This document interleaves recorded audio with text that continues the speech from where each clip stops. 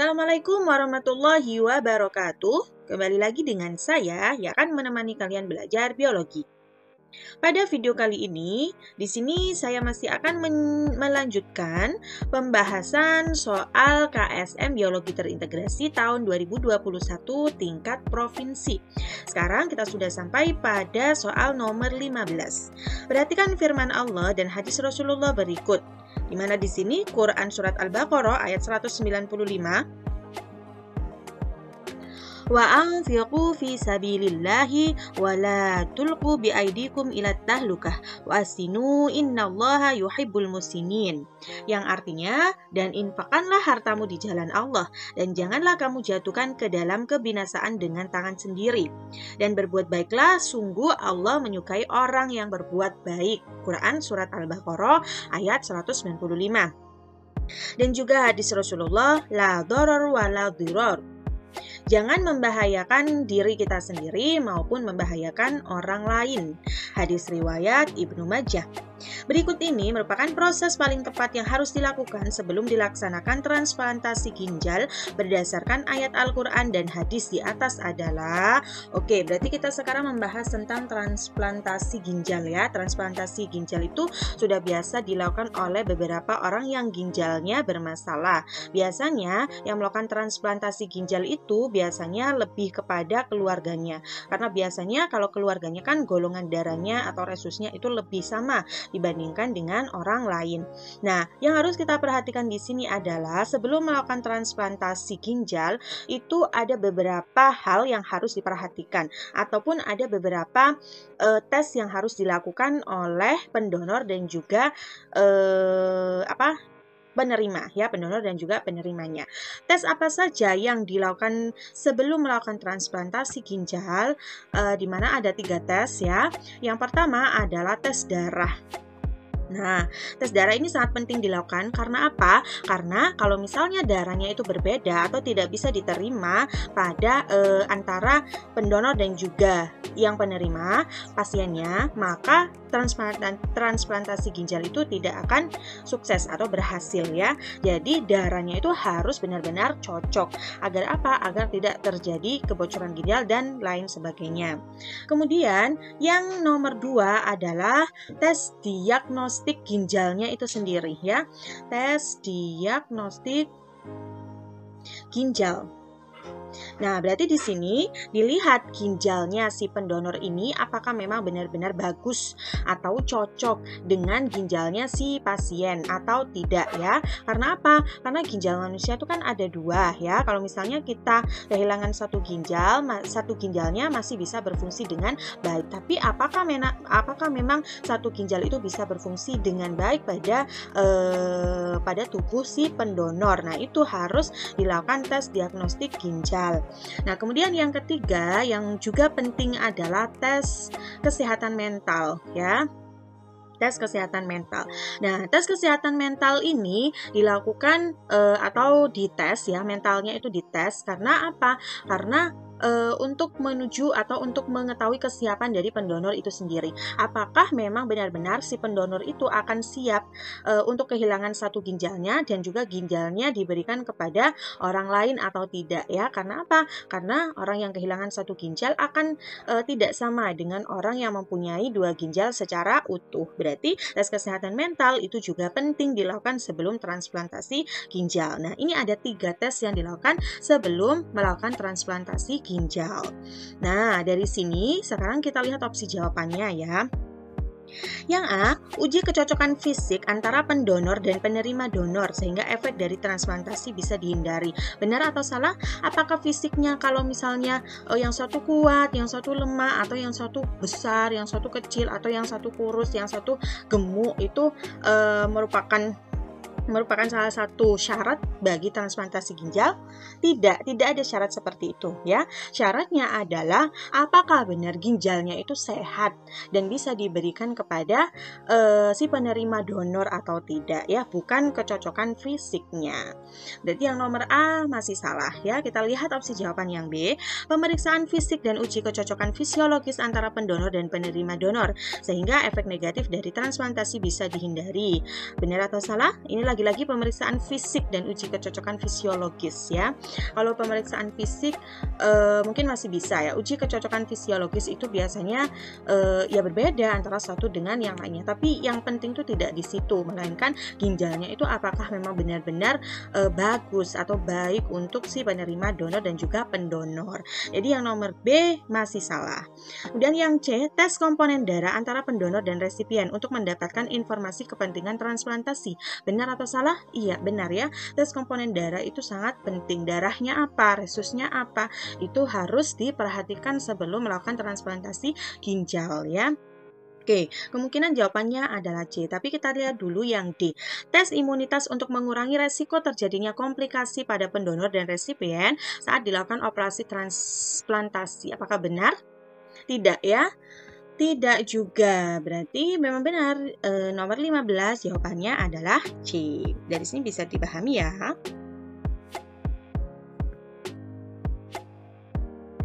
Oke, sekarang kita lanjut ke soal nomor 16.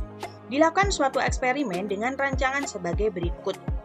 Pertama, memilih 2 daerah aliran sungai yang mirip, kemudian mencatat tingkat nutrisi dalam bahan organik tanah, tanaman, dan aliran. Kedua, melakukan devegetasi pada salah satu das dan membiarkan yang lainnya utuh. Yang ketiga, memantau jumlah zat terlarut dalam perairan. Hasil eksperimen ditunjukkan pada gambar berikut. Jadi, rancangan percobaannya ya menggunakan 2 ini.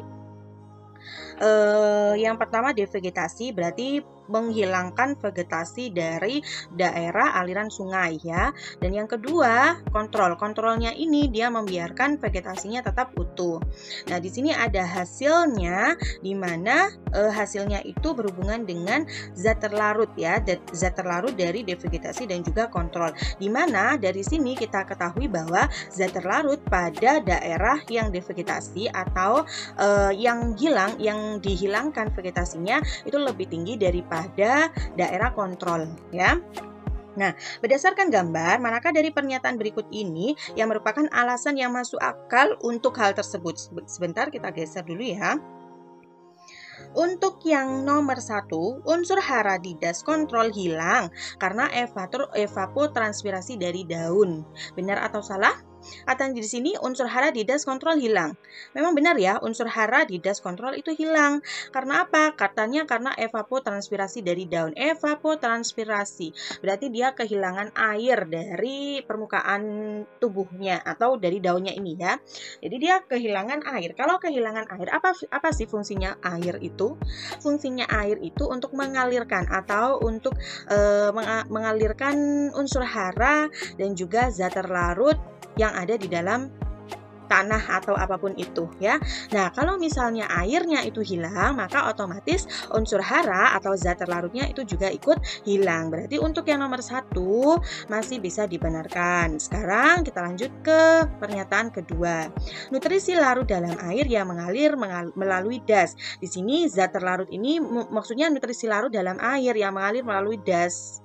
Benar atau enggak? Iya, benar ya. Karena apa? Karena air itu dia membawa unsur hara dan juga zat terlarut. Kemudian kita lanjut ke pernyataan yang nomor 3. Unsur hara melekat pada partikel kecil pasir atau tanah liat yang keluar dari das. Benar atau salah? Sehingga nanti ini devegetasinya, devegetasi atau yang dihilangkan vegetasinya itu lebih banyak zat terlarutnya. Katanya di sini unsur haranya itu melekat pada partikel kecil pasir atau tanah liat. Benar atau salah? Iya, bisa juga ya. Unsur hara itu bisa melekat pada partikel kecil pasir atau tanah liat. Nah, kemudian yang nomor 4, vegetasi utuh meliputi akar tanaman yang menahan partikel tanah dan mencegah hilangnya unsur hara. Nah, kalau misalnya di sini dikatakan vegetasi utuh ya pada daerah kontrol ini, dia itu bisa menahan partikel tanah dan mencegah hilangnya unsur hara. Harusnya zat terlarutnya itu lebih tinggi daripada devegetasi. Tapi di sini hasil penelitiannya menunjukkan bahwa di daerah kontrol zat terlarutnya itu lebih rendah. Maka nomor 4 ini salah ya. Seharusnya bukan mencegah hilangnya unsur hara, tapi unsur haranya itu sudah hilang. Ya, oke. Berarti pernyataan yang benar adalah 1, 2, dan juga 3. Kita lihat di sini. Jawabannya A ya, berarti ya. Karena yang B ini ada 4, yang C juga ada 4, yang D juga ada 4. Dari sini bisa dipahami ya. Oke, sekarang kita lanjut ke soal nomor 17. Perhatikan struktur virus SARS-CoV berikut ini. Pernyataan di bawah ini sesuai dengan struktur virus SARS-CoV di atas. Ini ada 5 pernyataan. Cocokkan antara nomor, struktur, dan huruf pernyataan yang tepat menjelaskan tentang virus SARS-CoV. Oke, berarti kita harus tahu dulu bagian-bagian dari virus ya. Ini ada 5 bagian. Langsung saja kita mulai dari bagian yang ditunjukkan oleh nomor 1. Ini adalah protein S ya, protein S. Protein S itu protein spike. Fungsinya untuk apa? Untuk masuknya virus ya. Jadi masuknya virus itu melalui protein spike-nya ini. Nah, setelah virus itu masuk, kemudian dia juga melakukan fusi dengan membran sel. Fusi dengan membran sel target ya, membran sel target. Oke. Kemudian yang nomor 2, yang nomor 2 ini adalah protein N atau protein nukleokapsid. Oke ya. Fungsinya apa nukleokapsid protein? Fungsinya untuk replikasi dan juga transkripsi.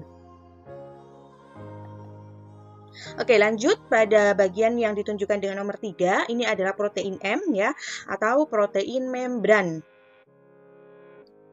Nah, protein membran itu fungsinya juga sebagai fusi dan juga perakitan virus sebelum dikeluarkan ya. Dan yang nomor 4 ini adalah envelope. Envelope fungsinya juga sebagai perakitan ya. Perakitan, kemudian patogenesis, kemudian juga dia berfungsi sebagai morfogenesis. Nah, kemudian yang nomor 5 ini adalah RNA virus ya. Jadi materi genetik dari virus. Karena virus COVID ini adalah termasuk dari virus RNA ya. Jadi di sini materi genetiknya berupa RNA. Ini adalah RNA virusnya. Oke, setelah itu baru kita baca pernyataan-pernyataannya. Mulai dari pernyataan A, dimanipulasi oleh ahli dalam pembuatan vaksin virus SARS-CoV. Oke, siapa yang dimanipulasi oleh ahli? Iya, protein S ya, protein S-nya itu. Karena apa? Protein S-nya itu kan fungsinya untuk masuknya virus ya.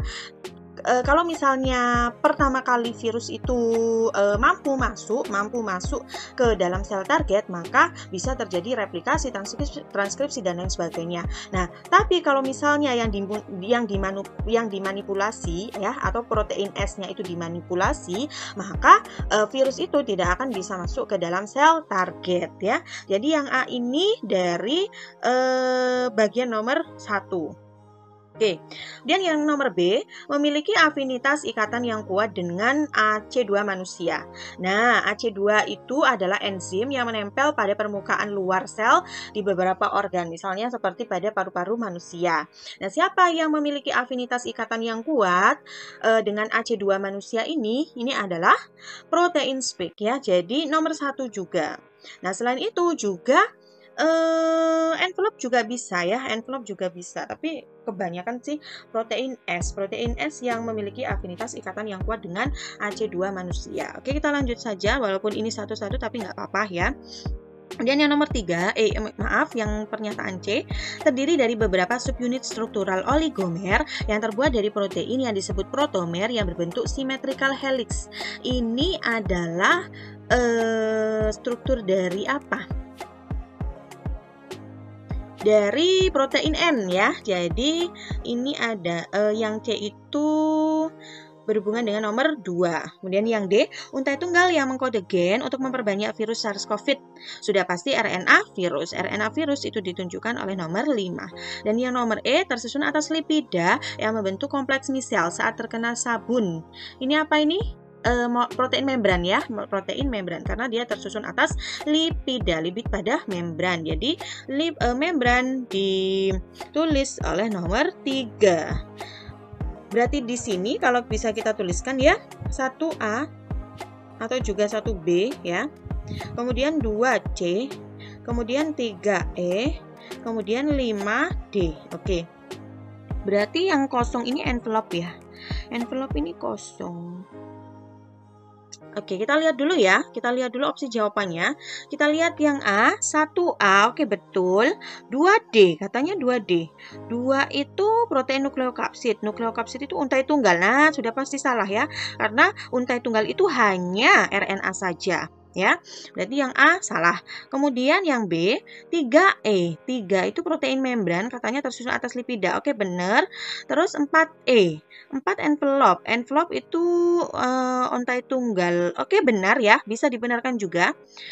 Kemudian yang nomor 5, 5 itu RNA virus ya, katanya dimanipulasi oleh ahli dalam pembuatan vaksin. 5A, RNA virus itu merupakan untai tunggal ya, berarti yang nomor B salah ya.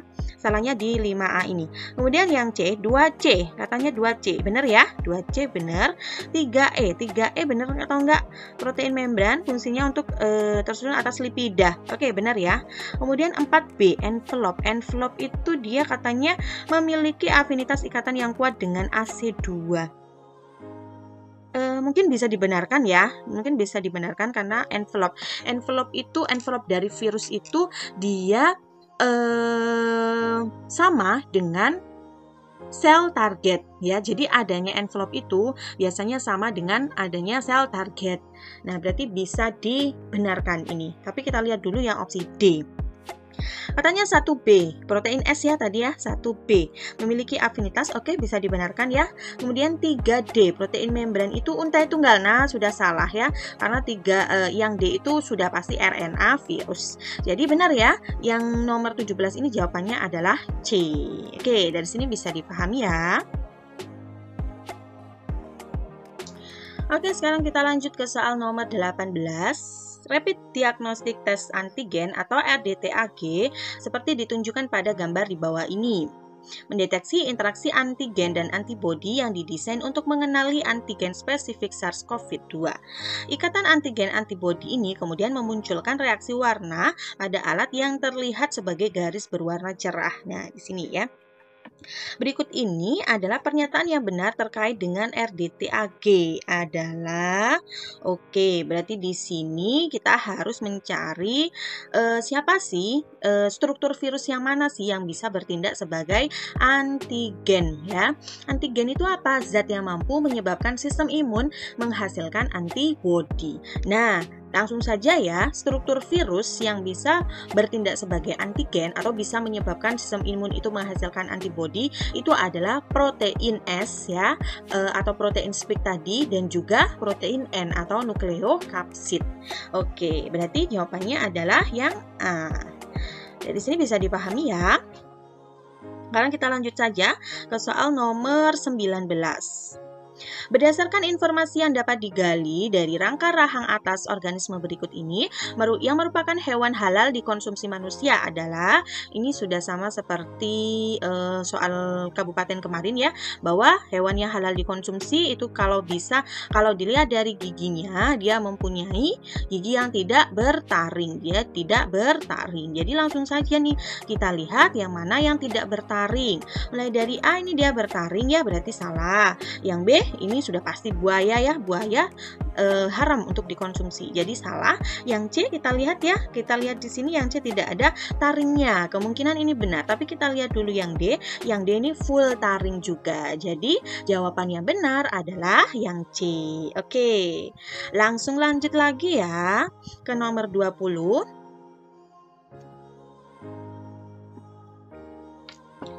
Salah satu hal yang penting yang harus diperhatikan dalam pernikahan adalah nasab.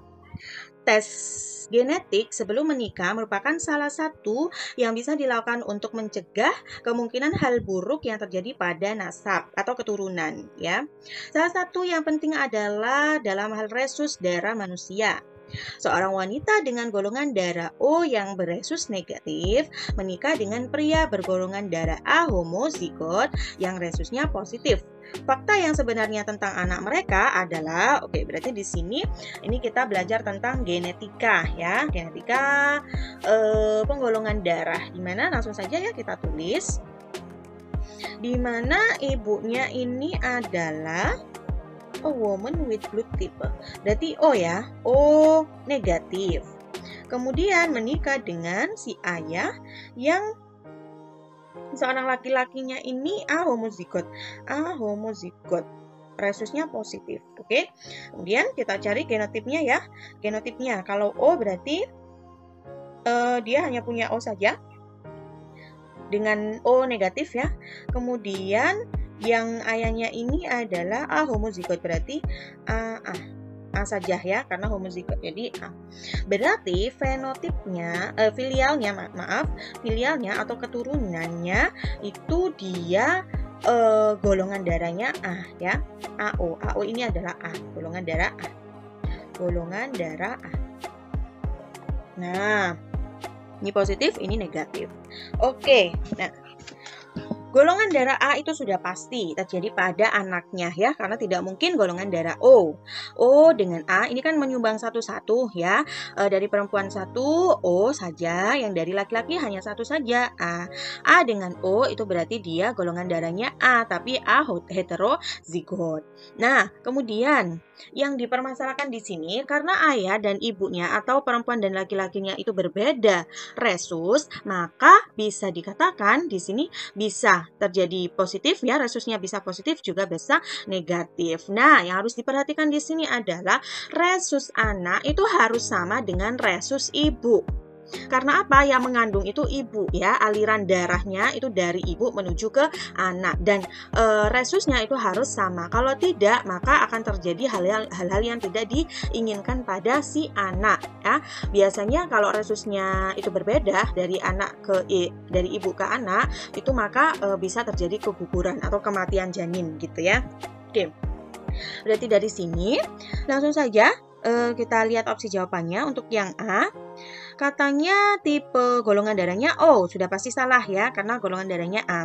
Dan yang B, tipe golongan darahnya O-nya 50%, A-nya 50%. Ini juga salah, karena sudah pasti 100% golongan darah si anak ini adalah A. Kemudian yang C, nah ini ya benar ya, 100% golongan darah si anak adalah A. Kemudian ini, ketika si anak ini resusnya positif, maka akan mungkin terjadi problem atau masalah ya pada kandungannya. Benar atau salah? Iya benar ya, karena si ibu itu resusnya negatif. Kalau negatif, kalau anaknya itu positif, maka akan terjadi masalah. Oke. Kemudian kalau resusnya negatif tidak ada masalah. Oke, kemungkinan jawabannya C, tapi kita lihat dulu yang D.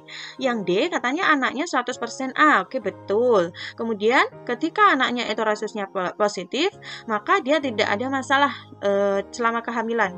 Benar atau salah? Salah ya. Karena ibunya itu negatif. Kalau negatif, harusnya negatif juga si anak, baru tidak ada masalah. Berarti yang nomor 20 ini jawabannya C. Oke, dari sini bisa difahami ya. Oke, mungkin itu saja yang bisa saya sampaikan pada video kali ini. Semoga apa yang kita pelajari hari ini bermanfaat. Mohon maaf apabila ada salah kata, salah tulisan, ataupun salah penjelasan. Apabila ada jawaban yang dinilai salah atau berbeda dengan kalian, bisa didiskusikan di kolom komentar. Dan saya akhiri, wassalamualaikum warahmatullahi wabarakatuh.